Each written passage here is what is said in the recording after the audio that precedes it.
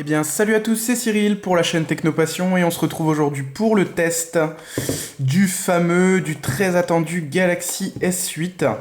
Donc, téléphone que j'ai reçu jeudi en l'ayant précommandé chez Boulanger pour ne rien vous cacher. Alors, on commence tout de suite par l'emballage du produit. Alors, je vais pas vous faire un unboxing du produit. Je pense qu'il y en a déjà énormément sur internet et que c'est pas forcément hyper intéressant de le faire. Par contre, on va regarder le contenu de la boîte, alors ce qu'il en reste, tout du moins. Donc vous avez un petit livret qui ne veut pas descendre, donc avec la petite prise, enfin le petit outil pour enlever la carte SIM, le logement carte SIM. Vous avez deux adaptateurs qui sont fournis, donc cet adaptateur-là qui est un adaptateur donc USB type C vers USB classique. Il y en a un deuxième qui est fourni, alors, si je le retrouve, voilà, donc ça c'est un USB type C vers micro USB, donc ça peut toujours être pratique, même si j'ai des doutes sur le fait que ça ait un intérêt de l'utiliser, parce que vous ne l'aurez pas forcément avec vous quand vous partirez en voyage, mais bon voilà, Samsung l'a fourni, donc c'est toujours intéressant. Hop, vous avez des écouteurs.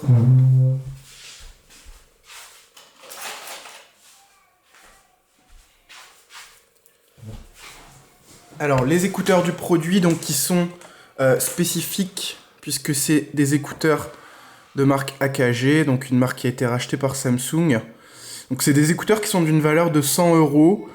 Pour le coup, c'est assez étonnant de la part de Samsung d'avoir fourni des écouteurs aussi qualitatifs, et ils le sont, puisque après les avoir testés pendant un petit moment, alors on a vraiment un très bon son, alors après réglage forcément, mais le son est vraiment canon avec ces écouteurs. Alors si on est tatillon, moi je dirais que ça manque un peu de basse, mais voilà, des écouteurs à 100 euros, c'est bon à prendre, et voilà, c'est super produit en tout cas au niveau des écouteurs. Donc le téléphone en lui-même, je vous le laisse découvrir. Donc là, c'est l'édition noir carbone, un Midnight Black. Il est juste magnifique. En termes de finition, on peut le dire, Samsung a vraiment franchi un cap. Sans parler de l'écran, mais on a vraiment un produit qui est donc en verre sur le devant, sur l'arrière, de l'aluminium noir sur les côtés. Vraiment un super beau produit. Donc là-dessus, chapeau bas Samsung, c'est au top. Alors, j'ai acheté moi des accessoires, donc deux accessoires de protection. Le premier, c'est une coque. Donc une coque de marque Spigen, donc c'est une coque transparente qui ressemble à ça. J'en suis un peu déçu puisque, je vais la mettre pour vous montrer, mais je trouve que les bords sont quand même épais. Et on est sur un téléphone qui va vraiment être en mode écran borderless, etc. Et là, on se retrouve avec une coque qui va ajouter de l'épaisseur, et très franchement, moi, ça me dérange. J'espérais vraiment mieux, donc je pense que j'en achèterai une autre parce que celle-là ne me convient pas. Mais en tout cas, voilà, elle est plutôt pratique et ça vaut une quinzaine d'euros. Ensuite, j'ai acheté un verre trempé, donc un pack de 2 verres trempés. LK au niveau de la marque. Et là, c'est la grosse déception puisque le verre trempé ne tient pas. Donc, il ressemble à ça. Donc, en fait, ils ont mis un peu de colle sur les bords, mais ça ne tient pas. Donc, grosse déception. N'achetez pas ça. Concrètement, ça tient pas. Donc, voilà au niveau accessoires. Donc, si on se focalise un petit peu sur le produit au niveau de sa fiche technique, on est sur un écran de 5,8 pouces en WQHD+. Donc là, c'est bien sûr la résolution qui est importante sur ce produit-là, mais par contre, Samsung d'origine ne va pas mettre l'écran en WQHD+, il sera en HD+. Un espèce de Full HD un peu différent, puisque en fait, l'écran n'est pas d'une diagonale de 16 neuvième, ce qui est habituel, mais là, on est sur du 18,5 neuvième. Donc ça peut poser problème au niveau des applications, on reviendra dessus après. En termes de processeur, on est donc là sur la version européenne du produit avec un Samsung Exynos 8895. Donc c'est un octa-core de 2,3 GHz. théoriquement, ça devrait permettre au produit de tourner très très bien. Au niveau de la mémoire vive, 4 Go, donc en LPDDR4. On aurait pu s'attendre à mieux de la part de Samsung sur un produit de ce prix et de cette gamme. Maintenant, voilà, ça va permettre au téléphone de tourner sans aucun lag ni quoi que ce soit. L'appareil photo, donc la grosse mode en ce moment, c'est de passer sur un appareil photo qui va être avec deux capteurs. C'est pas le cas de Samsung, on peut le dire, ils se sont pas vraiment foulés sur ce nouveau Galaxy S8 puisqu'on reste sur le même capteur que le Galaxy S7, donc un 12 mégapixels en ouverture 1,7 pardon. Bon, la qualité des photos est top, elle l'était déjà sur le Galaxy S7, elle l'était déjà sur le Galaxy S6 qui a embarqué lui par contre un capteur de 16 mégapixels et moi je trouve qu'il avait un meilleur piqué d'image, alors maintenant c'est sujet à débat. Vous allez avoir une image photo et vidéo qui sera vraiment au top, mais voilà, petite déception quand même, on aurait aimé que Samsung innove sur ce point-là. Au niveau du stockage, on est sur du 64 Go de base, avec la possibilité d'augmenter la mémoire par carte micro SD. On est sur une batterie de 3000 mAh. Alors ça a déclenché beaucoup de peur, de la crainte des futurs propriétaires quant à l'autonomie du produit. Dans les faits, est-ce que l'autonomie est bonne? Oui, elle est excellente. On a une très très très bonne autonomie. Le téléphone permet de tenir... Alors moi je l'ai réglé en WQHD+, donc la résolution maximale, en sachant que voilà, c'est une fonctionnalité du produit, donc autant l'utiliser. J'ai le GPS qui est activé, le Wi-Fi, la synchronisation des données et une luminosité qui est déjà importante. Et le téléphone tient une journée pleine sans problème en utilisation intensive. Et si vous êtes sur une utilisation beaucoup plus raisonnée, il tiendra 2 jours. Donc c'est vraiment dans le haut du panier de ce qui se fait, sachant que le téléphone est ultra fin, donc ils ont bien réussi à intégrer la batterie de 3000 mAh. Donc là-dessus, c'est top. En termes de sécurité, donc vous avez un lecteur d'empreintes digitales qui se situe ici. C'est juste incompréhensible. On ne sait pas pourquoi Samsung a été positionné le lecteur là. Enfin, c'est illogique, c'est pas pratique. Là-dessus, gros bémol sur ce produit parce que voilà, ça n'a aucune logique. Donc je suppose que c'est pour des raisons techniques. Maintenant, voilà, le capteur fonctionne bien, il est réactif, mais pour aller le chercher, et bah c'est la galère quoi, tout simplement. Donc, pas logique du tout. Alors, il y a deux autres solutions qui sont présentes. La reconnaissance faciale, qui moi personnellement m'a un petit peu déçu. Alors, elle m'a un petit peu déçu, mais il faut savoir qu'il y a eu une mise à jour qui a été déployée hier. Donc j'ai pas retesté depuis, mais je trouvais que c'était pas hyper efficace. Et en plus de ça, vous avez pu le voir sur internet, elle peut être trompée facilement juste avec une photo. Et le dernier point de sécurité innovant, c'est le scanner d'iris. Et là par contre, ça marche du tonnerre, c'est juste génial. Enfin moi je trouve qu'en termes de réactivité, il n'y a pas mieux. Ça fonctionne en pleine lumière, ça fonctionne aussi dans le noir, par l'intermédiaire, alors je suppose par l'intermédiaire d'un petit infrarouge qui s'allume en fait. Mais c'est réactif, je vais essayer de vous le montrer là. Hop, donc j'allume le téléphone et voilà. Et vous voyez, il se déverrouille tout de suite. Enfin, vraiment hyper réactif et c'est au top. Donc je recommande vraiment le scanner d'iris. Là-dessus, Samsung nous a fait quelque chose d'exceptionnel. Ensuite, donc on l'a dit tout à l'heure, mais on est sur un USB de type C. Donc c'est la nouvelle norme maintenant. Le téléphone embarque Android 7.0 Nougat avec la surcouche Samsung Experience 8.1. Donc on reviendra sur les menus après, mais moi je trouve que ça marche super bien. Rien à dire là-dessus. Au niveau des dimensions, on est sur un produit qui fait donc 148,9 en hauteur, 68,1 en largeur et une épaisseur de 8 mm. Donc le produit au toucher est vraiment très fin. Alors il est lourd, 152 grammes, mais c'est un poids qui, moi, me donne l'impression qu'on est sur un produit qualitatif, et c'est le cas. Donc là-dessus, c'est plutôt une très bonne satisfaction.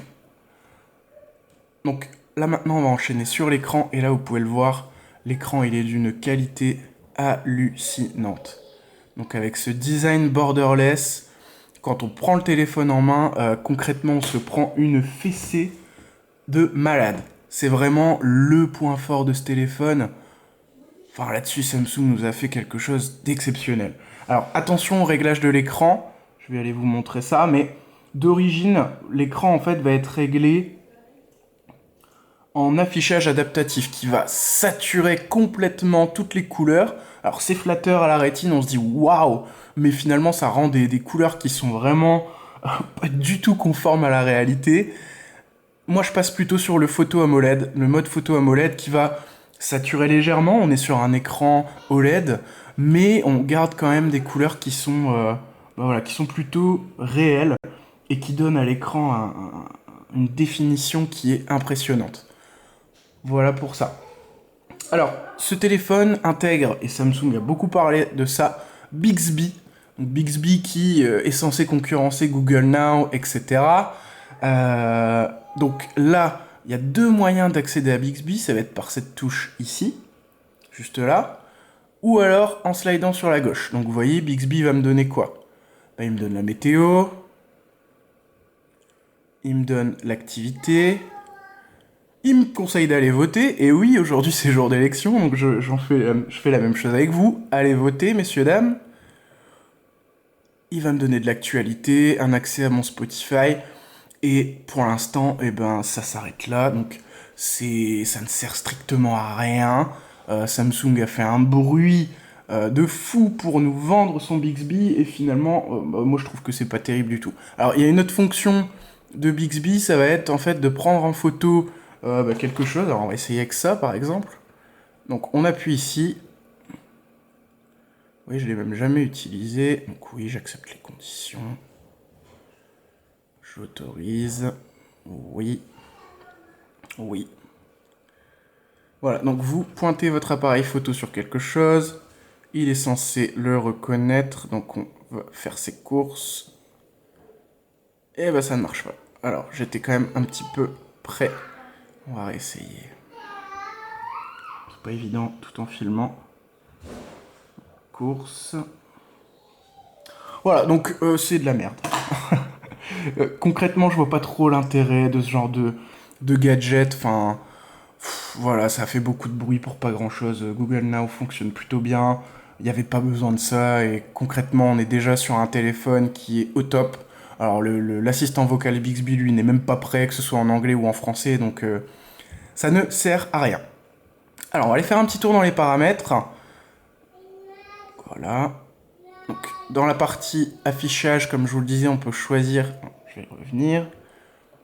On peut choisir le mode, la résolution. Donc, vous avez le choix entre les trois résolutions. Alors, a priori, à l'œil nu, on voit pas trop la différence. Moi, je le vois et je trouve que on a une image qui est quand même mieux en WQHD+. On peut choisir la police, les modes, etc., etc. En sachant que je trouve que les menus sont pas forcément hyper bien organisés, mais Samsung a eu la bonne idée de rajouter ça pour vous permettre d'aller trouver ce que vous cherchiez et que vous n'avez pas trouvé forcément dans les menus.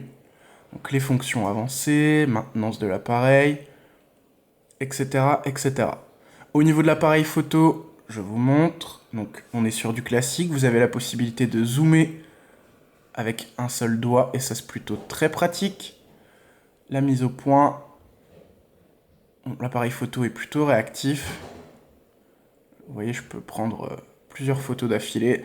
Et l'image, du coup, est quand même super sympa. Mais comme j'ai dit tout à l'heure, on attendait mieux, on entendait quand même mieux de la part de Samsung. Au niveau du son, je vous fais la petite démo avec Spotify. Donc le son est bon, sans plus. Encore une fois, on est en 2017, on est sur un produit qui coûte quand même 800 €, et on a un haut-parleur qui n'est même pas stéréo, un son qui est quand même assez étouffé, qui ne vaut pas ce que HTC nous faisait à l'époque. C'est décevant, maintenant c'est correct, donc voilà, on s'y fera, mais franchement, là, si les constructeurs pouvaient regarder ma vidéo, faites quelque chose, quoi, faites quelque chose pour le son et donnez-nous quelque chose de correct. Au passage, donc la petite prise jack qui est toujours disponible sur le téléphone. Le dernier point, et il est quand même important, c'est la gestion des vidéos, puisque, comme je vous l'ai dit tout à l'heure, on est sur un écran de 18,5 neuvième, et donc, le contenu que vous allez trouver sur YouTube, il est pas forcément adapté à ça. Donc, Samsung a prévu la parade. Allez, on va aller regarder cette petite vidéo. D'ailleurs, c'est la vidéo d'un ami, donc n'hésitez pas à aller sur sa chaîne YouTube, c'est Rako.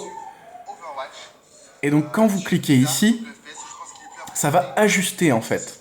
Ça ajuste la vidéo à l'écran. Donc forcément ça rogne un petit peu.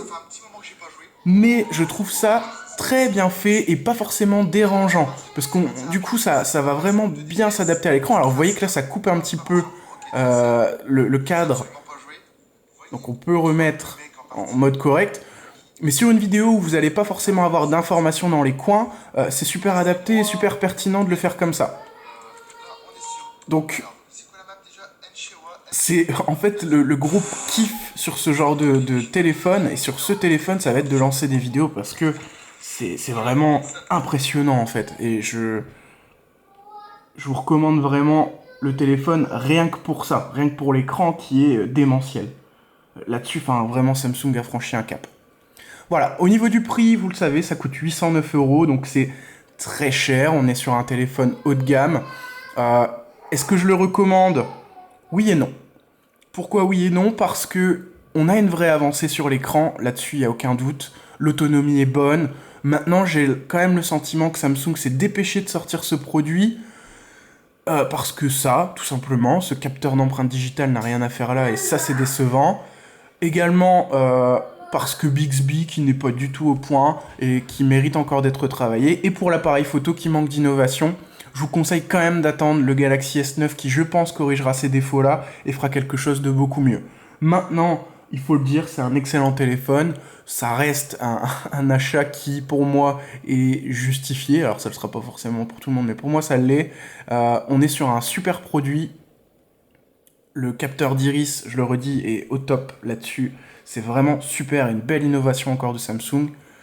Et donc voilà pour ce produit, et c'est la fin de cette vidéo. Donc si elle vous a plu, je vous invite à la liker, je vous invite à la partager, et surtout abonnez-vous à ma chaîne YouTube, ça m'encourage, j'ai eu beaucoup de commentaires dans les précédentes vidéos, et merci à vous pour ça. Et puis de mon côté, je vous souhaite une excellente journée, et à bientôt. Salut tout le monde!